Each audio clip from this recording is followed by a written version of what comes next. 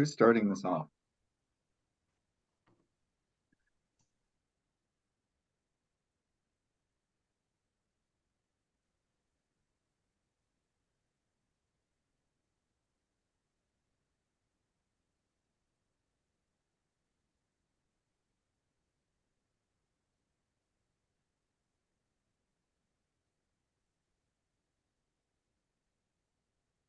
Thank you everyone for joining us here, and we'll give it just another couple minutes to let people continue filtering in. And thank you for jumping on so close to the holiday, where I think we're all kind of winding down and am ready for a break. I could be wrong. Maybe, I don't know, Julie, are you just like ready to go? You're like, man, I don't want to stop. So I am leaving. So my last day at work is Thursday, and then I don't come back till the first of the year. So I'm ready. You going somewhere fun? No, people are coming to our house though. So Okay. it's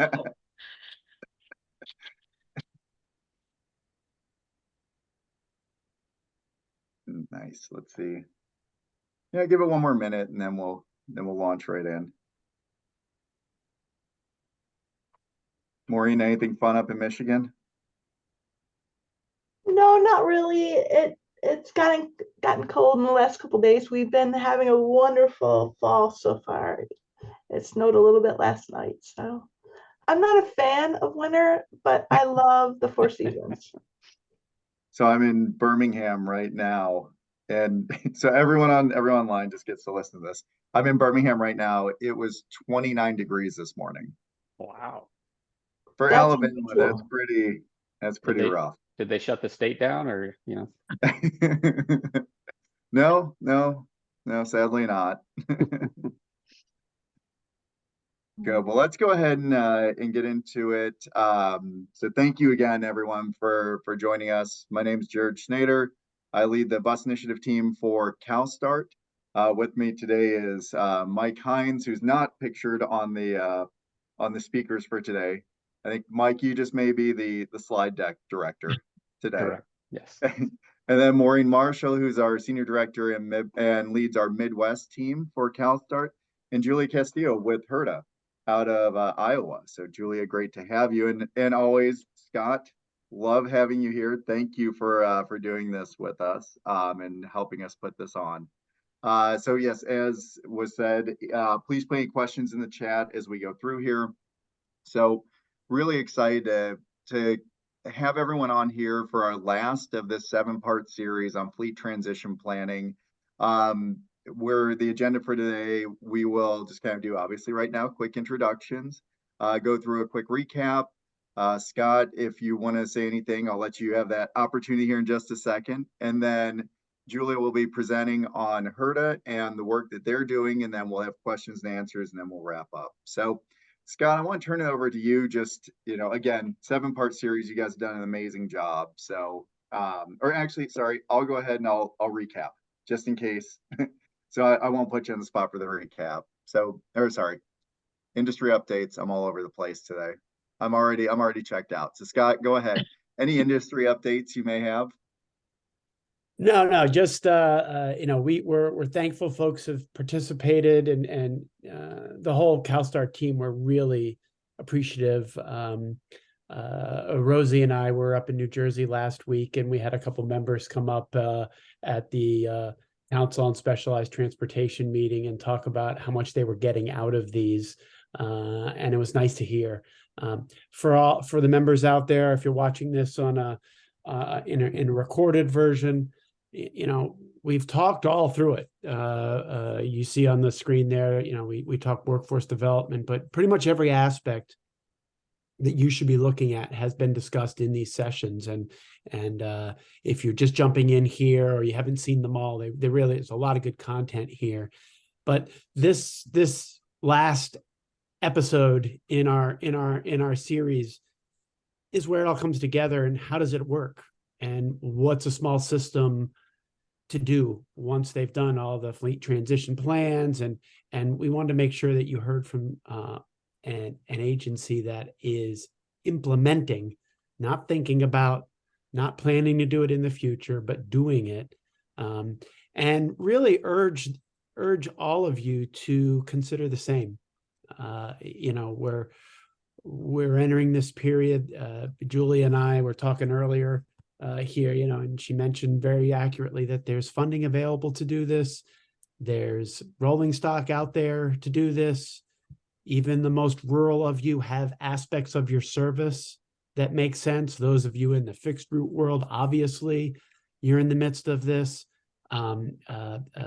Change is scary, but sometimes it's also necessary. And CTA, we really believe that our members should be strongly considering developing these plans, working on implementing zero emission technologies into your facilities, and thinking longer term. And this is all a piece of that. So I'll turn it back over to you, Jared, but we're grateful for all the expertise that CalSTART has brought to this effort, and I'll leave it to in capable hands from here.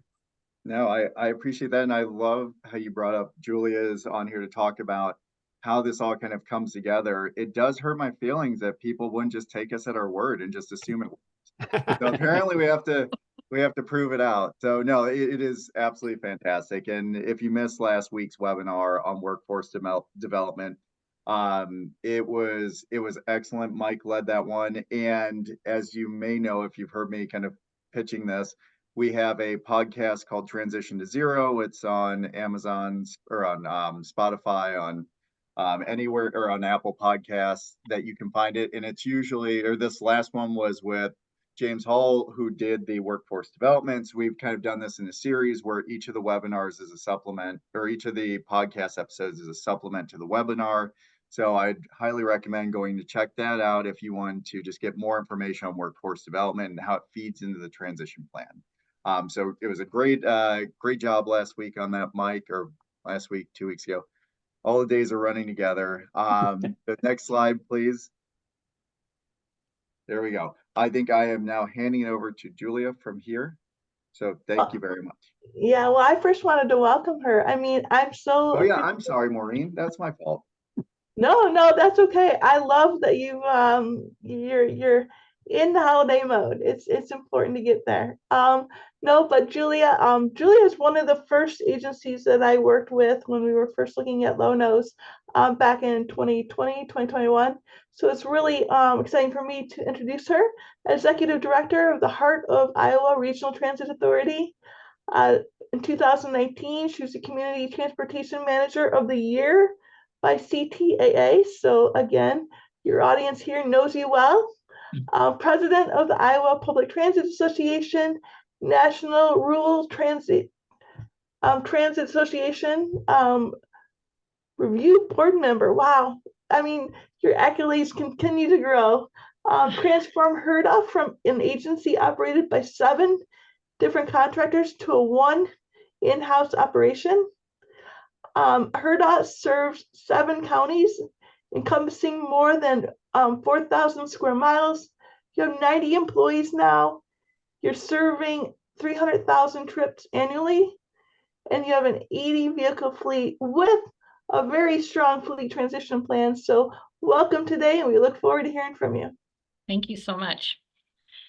So I'm going to start about why zero emissions. So in 2020, we knew that HRDA, even as a rural transit system, needed to start figuring out what the future looked like. And so we sat down with some staff and we were like, why do we need to look at low, no emission vehicles? And so things that we came up with were cleaner vehicles equal cleaner air. Electric vehicles should be easier to maintain, resulting in lower maintenance costs, decreased dependency on oil and gas, help combat climate change, and there were capital funding opportunities coming available. That's what we said internally. Now, as most of us, we have to also convince our board of directors that this is something that we also need to do. And I have a very conservative board in the year that I was trying to implement this. So the things I focused on with the board were electric vehicles are easier to maintain, resulting in lower maintenance costs and capital funding opportunities. So two things that were really important to our board is money going out and money coming in. So those were the two things that I really focused on why we needed to dip our toe into the low-no emissions and figure out how does this look for us moving forward. And I got them all on board. So I would really suggest the first thing you do is know your board and talk about the things in moving forward to zero emissions that are important to them, and leave the things out that they might know, like, yes, this helps combat climate change, but if they don't believe in climate change, then that's really a moot point, because what the last thing you want to do is try to convince somebody that something is real when they have a completely different view on it, if there's other things that you can talk about. So I would just say know your board and focus on those areas. Next slide. So in 2021, we were contacted by our Iowa DOT, and they asked if we wanted to go in. They were going to do a grant, a low-no emission grant for rural areas. And so we were one of 3 rural transit systems that said, yes, let's do it. And we ended up getting awarded 5 cutaway electric vehicles and the supporting charging architecture for that, or infrastructure. So we were really excited about that, but things were very slow going. Iowa DOT was working with CalSTART, and there was some things that had to be done. And so this year was the first year that we had started really talking and working with CalSTART on what we actually needed to do with that particular grant. But we went ahead and dipped our toe in and said, we're going to go all in and do that. Then also in 2021, the FTA came up with their climate action plan for their sustainable transit for a healthy planet challenge. And we decided that's something we might need. I don't know if we're going to need it, but since we're moving forward, we're going to go ahead and be all in on a climate action plan. So I worked with our local planning agency, and they were working on something very similar at trying to figure out what the emissions were in various parts of the regions. And so they helped us put this climate action plan together. There's the link if you want to go out and take a look at it. But that was just something else we did in 2021 to kind of solidify that this is the direction that we want to go. So next slide.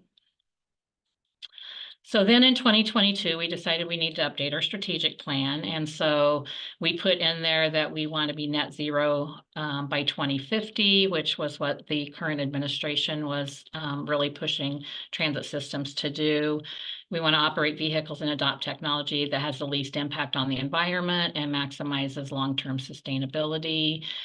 We really want to develop a business culture of environmental responsibility and awareness. And then we also applied for a new facility grant, which we also got awarded. And we want to make sure that it is eco-friendly, has reclaimed rainwater and solar panels and geothermal and electric vehicle charging stations and all of the things that make us better for the environment. So that's what we did in our strategic plan. And so, because if it's in the strategic plan, that's a working plan for us. And so we can go back and say, this is in our plan, and we're going to continue to build on those responsibilities and goals and visions, and so they don't get lost.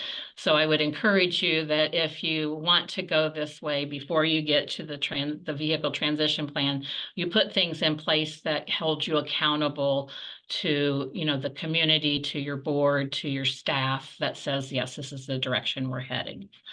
And then CalSTART and HRDA worked together to create a fleet transition plan. When we got awarded the first grant for the 5 vehicles, it was very early on. They did not require a fleet transition plan. But when we went to apply for the second low-no grant, they did require that. And so that's where CalSTART and HRDA started working together. And CalSTART was also working with our Iowa Department of Transportation. So it was very easy for us to connect with that. So next slide. And so part of the fleet transition plan, we had to provide quite a bit of information to CalSTART in order for them to work all of their magic. because we had absolutely no idea where to even begin with this. And one thing that they did was walk us step by step through everything that we needed. But the first thing they need is all of your vehicle information so that they can kind of take a look at it. And this transition plan just shows what replacement year we have with the calendar year and how many vehicles we would look to changing over to a low-no electric vehicle. And so it's a guide. We're already not where we need to be on this guide, but it is a guide and it's something that we can adjust every year. And so that's the first part of it, is getting all of the information of what your vehicles look like. And then they took that information, like our bus number, our make and model. Oh, you can go to the next slide. And when we purchased the bus, and then when the bus should be replaced in a 5-year useful life cycle. And so then all of that gets looked at in that way. And then they take it per individual and put in the replacement vehicle class. And we had to give them an average of how many miles per day we thought each of these vehicles would run. And then the other things with the energy use, the dwell time, the charging power, the estimated total energy requirements and all of that, that was CalSTART's magic formulas. I don't know how they did that. But what they did do is when they got all of our information and they calculated all of that information, and I believe there's some kind of a spreadsheet with specific calculations. Is that right, Maureen? That is correct. This is a load profile. So taking all the input you provided us, we're able to automatically calculate at a moment's notice, once this information is populated, what type of chargers you'll need and how much time you'll need to be on a charger, given the dwell time you gave us and everything. So that input that you gave us really drove the whole entire plan. You guys have the data already. It's just getting it in the right structure and format that's usable and readable for you and your board and others. Right. Thank you for that. Because that is something we did not know how to do. And so I really encourage, in looking at doing some type of a vehicle transition plan, that you work with an expert like CalSTART that can give you the guidance that you need, because we all have the data. I think most all transit systems have the data. It's just a matter of what do you do with that data to get to this, that makes that fleet transition plan what the government wants in order for us to get funded for these vehicles. So I just noticed we have an MV1 on there that they're not even in business anymore. But we still have to have that bus replaced, right? So there's a lot of that detailed information. And then the plan also includes all of the infrastructure. So they took other information about where they would be, the vehicles would be located, and then would we need like opportunity charging or overnight charging, or a combination of that. And then they come back and say, this is how many chargers that you need. This is the type of charger that you need. And then that's all laid out as well, so that when you are looking at applying for a grant, you also can put that charging infrastructure in your grant so that it is covered at a percentage as well. And that stuff is really, really important for you to understand all of the different types of charging and what type you actually need. So next slide, please. So like I said, work with an agency like CalSTART. This plan helps keep us on track when knowing which vehicles to transition to. And we like to plan ahead so that we know in 5 years what we're going to need for match funding, or what vehicles need to be replaced, and all of that type of stuff, so we can work toward that. I will say that electric vehicles are more expensive. That is something you absolutely have to consider. you also have to really consider where you're placing them in your service area. We have chosen that we will place ours in areas that we serve, like within a city or a town within our service area. Our electric vehicles are not going to be going out to the far rural areas. They're not going to be driving on dirt roads, or those are the things that we're not comfortable putting into place yet. But what that's going to do for us is free up some of our other vehicles that are really aging to put our newer regular gas or diesel vehicles on those types of routes. So you kind of have to look at your plan and really dig deep into vehicle by vehicle what you need. And the other thing that I know a lot of agencies have been looking at is right-sizing their vehicle. The pandemic,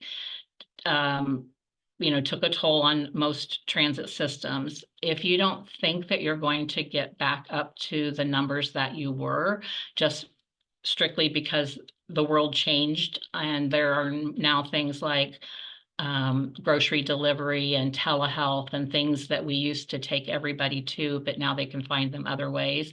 And you want to look at right sizing your vehicle. This might be an opportunity for you to be able to do that, but really dig deep in and look at what your fleet looks like and what you expect it to look like within the future. Other things that you need to take into consideration besides cost and placement are, how many vehicles are you going to need to be replaced, and then what funding is available. Right now, there is a lot of funding grants available through our administration. That was a big selling point for me to get our board to really say, yes, this is the direction we need to go in, even though we don't know if this is going to be something that we are going to be able to go all into, if we're going to make the goal of 2050. But we have to start somewhere. So as a rural agency, I also know that we are not very quick to take risks, especially on things that are unknown. So, but what I would really, really encourage people is to work on getting a fleet transition plan and then dip your toe in to the EV pool. Even if it's one vehicle, one replacement vehicle, this is going to be part of the future, and we have to kind of look at how do we get there as rural agencies, because our money is not as much as it is for urban areas, and so we're more protective of it. But we also know we can't keep doing the same things that we've always done, because that's not the way of the world right now. So I would really encourage everybody to at least, dip your toe in and try to look at getting at least one vehicle. Some lessons that we've learned through this process is nothing progresses as quickly as we expect it to. EVs will probably not work in every part of your rural community yet. So we have to be strategic in where we're placing them. And then we have also added some e-transits to the mix of vehicle replacements. This comes also from workforce shortages that a lot of places are experiencing. We went with gas transit vehicles when we were in a place where we were struggling to get CDL drivers. They provide a much comfortable ride. They're easier, and people do not have to have a CDL to drive them.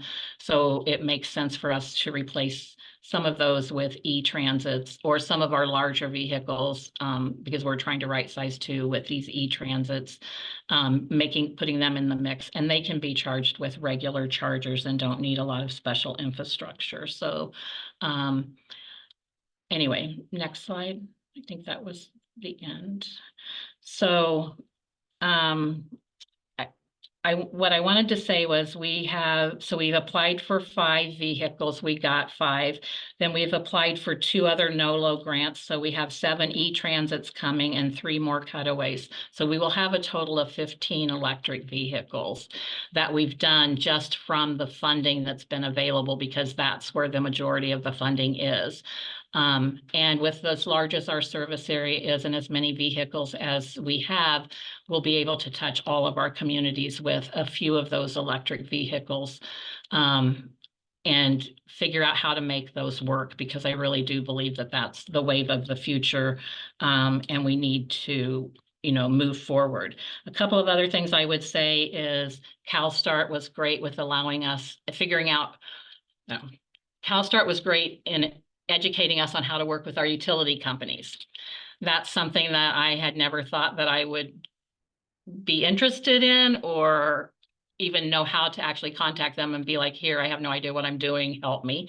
And in rural areas, you could have 1, 2, multiple utility companies, or you could have just those little city municipalities that really don't have a utility company connected to it. But you can work with all of them. I guarantee you can. And they all have some rebates, and they're wanting to go down this path with you. So don't be afraid of that. And if you do work with another agency that's an expert in it, they will absolutely help you through that process. So I am open for questions. Hey, Julia, I've got a couple that I maybe can start off with. One was, you mentioned like things that you were worried about and such, and I think a lot of our smaller members, their 2 focus areas are range and the lack of charging infrastructure. So obviously, in some ways, you've addressed those 2 to work at HRDA. Can you talk about that? So when we took a look at what the range would be, because we are not, I know what we're being told, but we live in Iowa is a state that has very high highs and very low lows, and then we have a few months where we have fairly normal weather. I don't know what that's going to actually look like. So that's why our first thing that we're going to do is start those off in a smaller city or a town, and just have it run within that particular area. It's easier to put the charging infrastructure in there. I know our state is looking at, putting infrastructure for people to travel through the state. And some of those will be on smaller highways and such, but they're not there yet.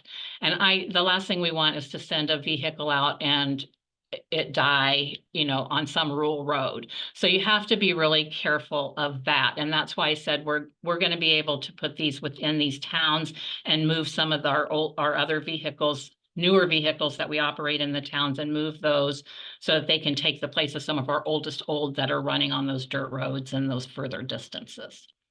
I mean, I think that makes sense. It's like looking at the low-lying fruit.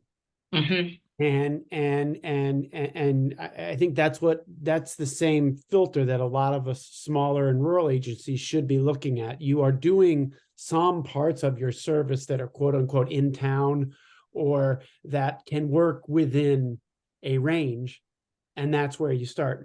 My second question was, you mentioned like, hey, I'm not sure if I'll ever be all in on this, but let's say, we said you have the ability to change whatever you want to change. What do you need to see to take her to all in on a full fleet transition? There's going to have to be longer ranges on the vehicles being able to operate. And I think that that's being worked on. I mean, if you look at what was 5 years ago versus what it is today, those are already changing. Do I think batteries will get better and more reliable? I do. But some of that's going to have to be proof in the pudding for us, because we, as small agencies and taking those longer distance trips, the last thing you want is for the bus just to stop running and it be stranded with people on board. That's a terrible way to do things. None of us want to do that. So I think it's making sure the batteries are more reliable and the distances are longer. Those are going to be 2 things.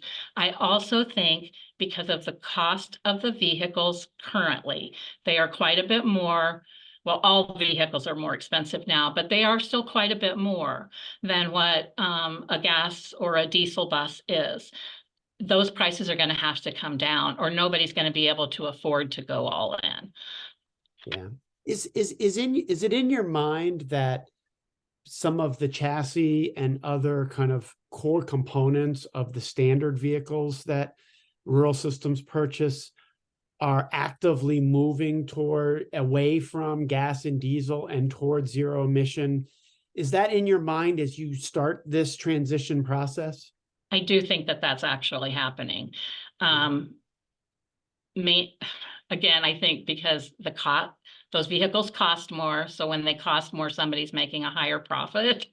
Not us, but we're having to pay for that. But I also think that's just the way that things are going to be moving. So I think with the gas and diesel vehicles, not only is the chassis an issue, but funding is also an issue because the current government doesn't want to continue to fund the same vehicles that they've always funded.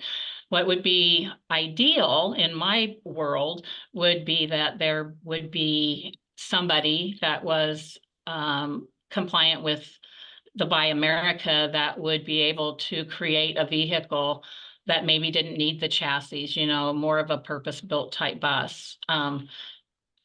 It's a bus. It should be a bus. Why can't we just build it as a bus? Why does it have to be built and then modified? We've been in the industry long enough. It seems like something in the United States should be able to come up with, okay, it's a bus. Let's make some buses and let's do it. Because I think that's where we would get a better value for the cost that we're having.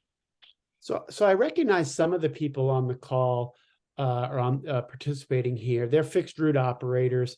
The general consensus, and Mike, Maureen, Jared, if I'm off here, but it's kind of a replacement of like 1 to 1.4. It's not a 1-to-1 replacement in the fixed route world with a battery electric vehicle yet. I think we're getting there. For you, are you seeing a direct 1-to-1 replacement in the rural capacity? Like you're able to have a battery electric vehicle right now in service replace one vehicle that you can take off and it's a 1-to-1?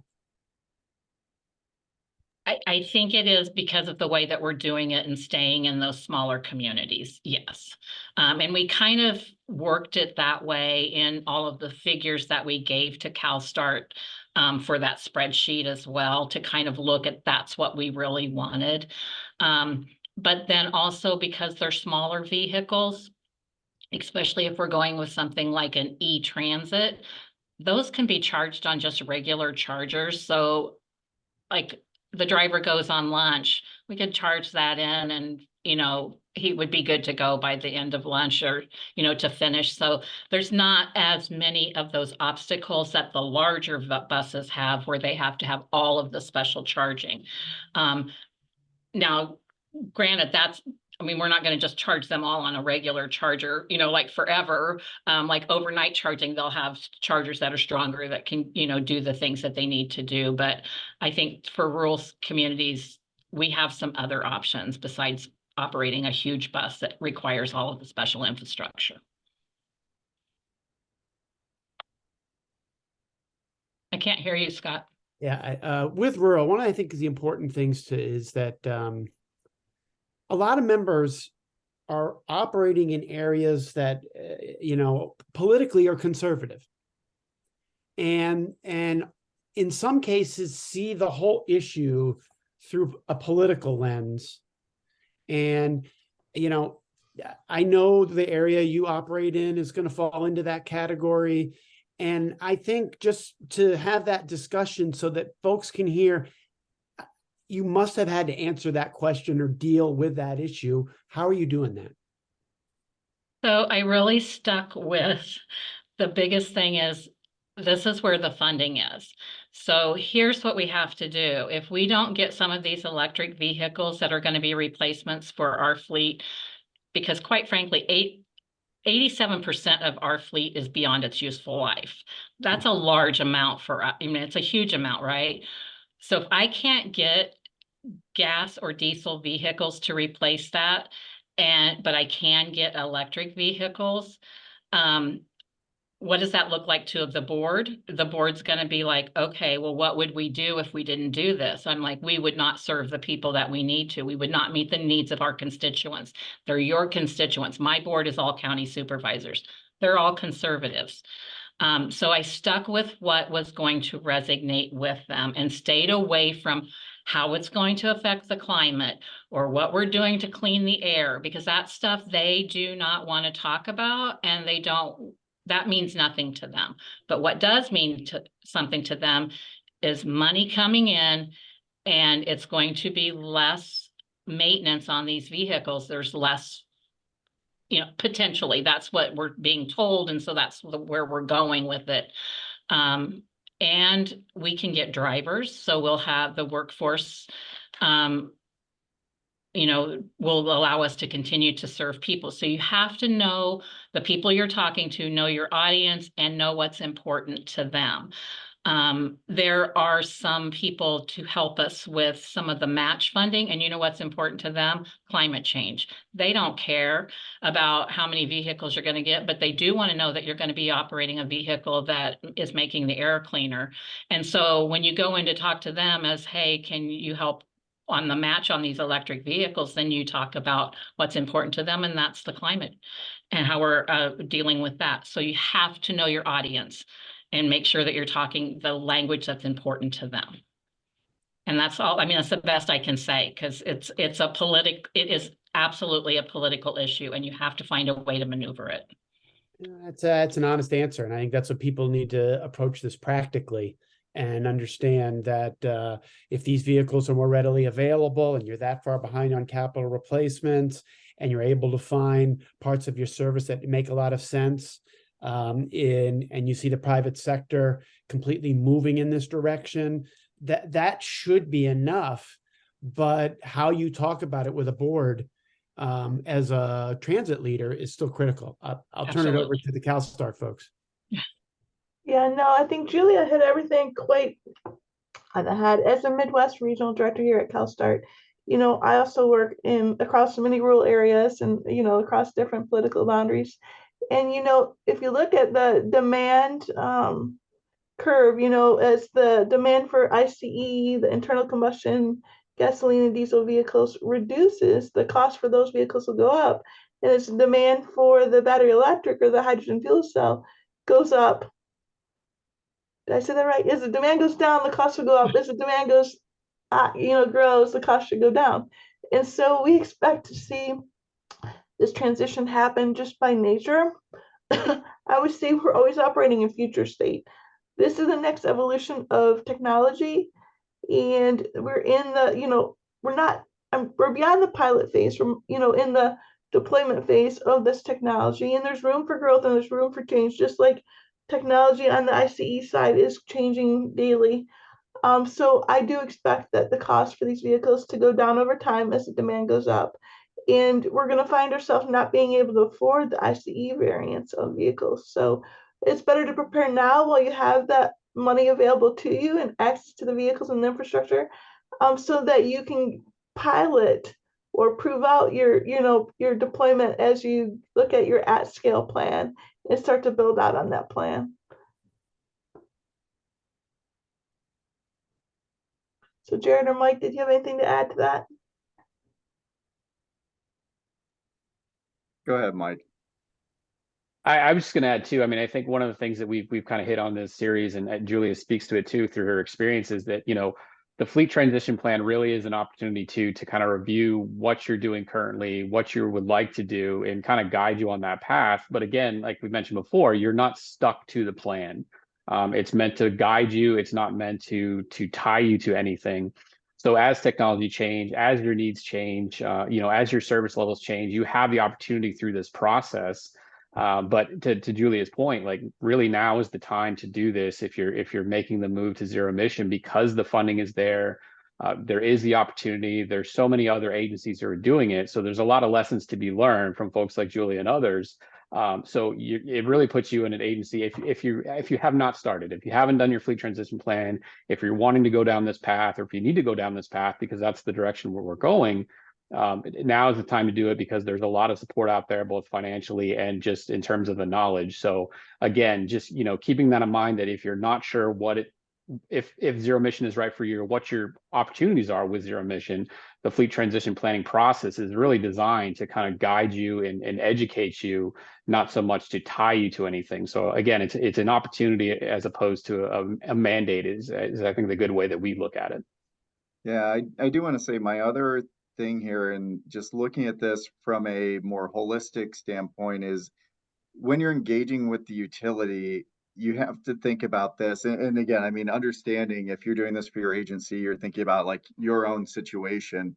We as CalSTART are looking at it kind of from a larger perspective of that utility may not be able to meet power demands in the future.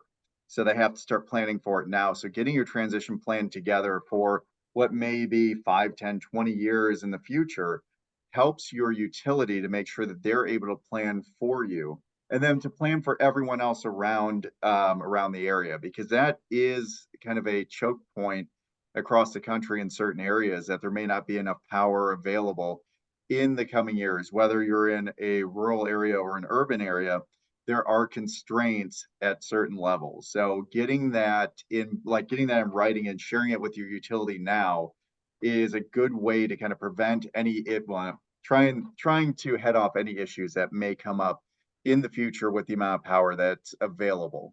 Because your school districts most likely are going to move in this direction just based on the uptake across the country. And so you're going to see more and more power being demanded by your utility, regardless of what it is today. So giving them that kind of upfront, this is where we're going, helps that utility to plan for this in the future.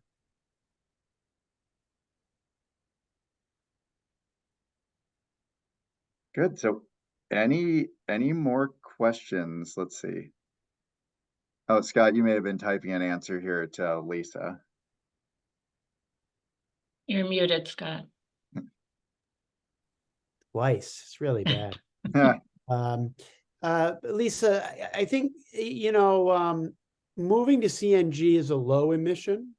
And I think you need to think through at your agency, and I don't know the answer to this, whether or not that is a first step in a broader transition to zero. You know, CTAA has supported and will continue to support low emission. And we think for a lot of smaller agencies, it makes sense to move gradually. And we've got a lot of members that 3 years ago made significant investments in low emission technologies that they can't transition away from for a lot of reasons. So, you know, we'd encourage you as an organization, go the CNG route, start these things, but we want to see our members with an eye at least peeled towards eventually getting to zero. I hope that makes sense. A lot of what's discussed here, you are correct in, I think, your assumption that a lot of these ways to look at transitions and to do them thoughtfully and with a lot of planning engaged and understanding funding sources and all that stuff. Yes, I think you definitely want to bring all that to these transitions. So I hope that answers the question. And I'll touch on that just briefly, because again, from the CalSTART perspective, obviously we focus on the zero emission side. And I will say I started out my career building CNG buses. So knowing a bit about the technology, the cost of infrastructure is your prohibitive factor. It's like if you're going to go down that road, you're kind of committed at that point. And that's the difficult part. And if anyone's ever heard me talk about this in the workforce development portion of it, CNG technology is not advancing.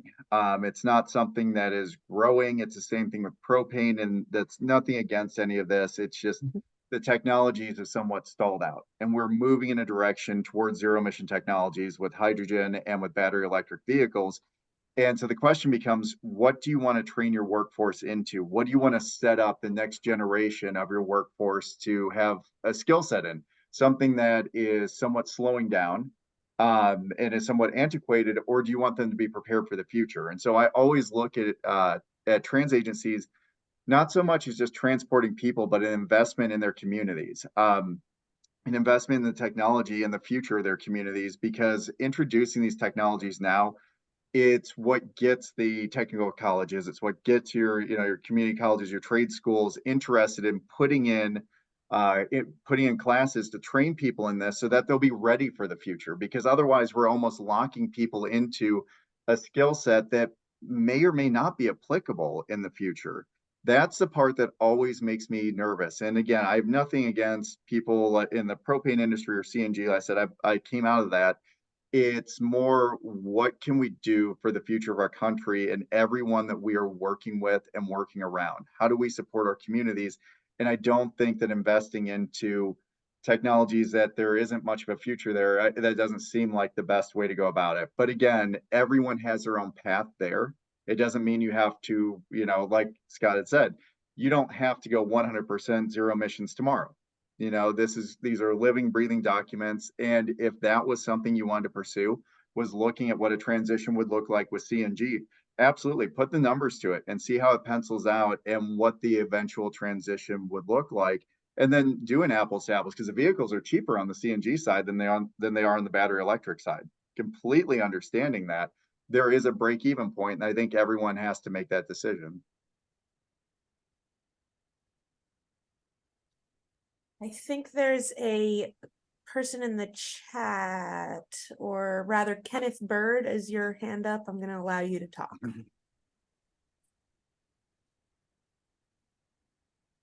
I just wanted to ask a question about solar. How would that fit into the energy usage coming from your utility and actually straying away from using the utility as much as everyone else? Would that be a viable option? You go ahead, Maureen. Yeah. You had.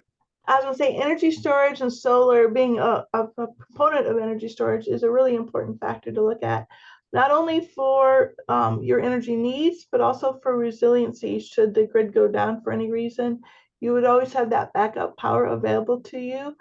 Sort of like if we needed gas and all the power was out, we couldn't pump gas, you need a backup generator, something to run the pumps to get the fuel. Solar is a really good solution. Solar and wind combined into like a microgrid would be a really excellent solution, because when you don't have wind, you have solar, or you have sun. When you don't have sun, you have wind. It kind of works that way, especially here in the Midwest, and across the country, as I state that too. So it is a really good option. Some things that I'd like to showcase is that not all utilities or states are allowing for the V2G, which is the vehicle to everything or vehicle to grid option yet, policy that we're working on.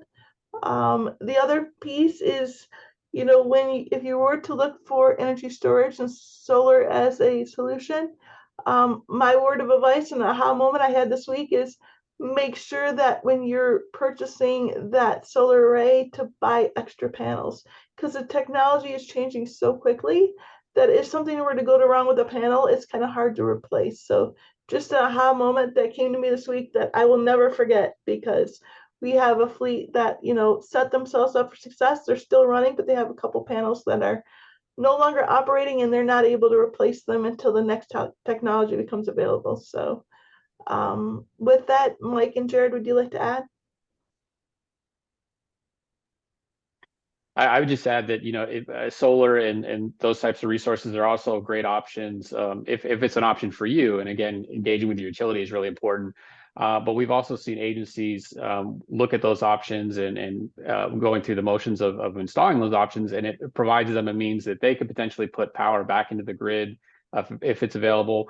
But more importantly, we're also seeing transit agencies utilize that type of technology to bring in external partners, could be their local jurisdictions, other private partners. So they're bringing in additional partners, and that can help bring in additional funding, or it may just be letters of support for projects. So looking at those types of options can be a great way to kind of expand your reach, if you will, as a transit agency, and bring in partners that you may not typically engage with regularly when you're looking at funding options. Yep, I'm a huge fan of solar. I think it's a great idea. Obviously, like everyone said, I mean, if there are incentives and you can make this work. It helps with your resiliency. And like Mike said, if you can bring in additional partners, whether, you know, it's your utility or even your school districts around there. I mean, it's a great opportunity to start collaborating and sharing resources across multiple agencies and organizations. It's kind of a different time. I think it's, for me, it's very exciting. I think for a lot of us, it's really exciting because the possibilities of connecting people together, I don't think have ever been quite as great, because we're all moving kind of in the same direction. You know, maybe it fits and starts and people may be at different levels of the transition, but what we're seeing are agencies and just like in organizations that may not have collaborated together before, that are coming together with a shared purpose. And you are seeing things are able to be deployed in larger scale, no matter the size of the community. That is one of the great things. I mean, we worked with a small, I mean, extremely small trans agency in California, like very rural. And they have a trans agency with 3 buses and a school. They have 1 school in town, and that had like 10 buses. And so together they're putting in, you know, microgrid, and they're electrifying their entire, like the school district and the trans agency, and they're pretty much right next to each other. But it's something that they'd never had to collaborate on before. And so now you're seeing this kind of coming together of a community. So I think that's a really exciting opportunity. And Julie, I do have a question for you. In that same regard, have you noticed, or I guess kind of engaged with any other agencies or people within your community that previously had not really been engaged since you've kind of taken this step in this transition?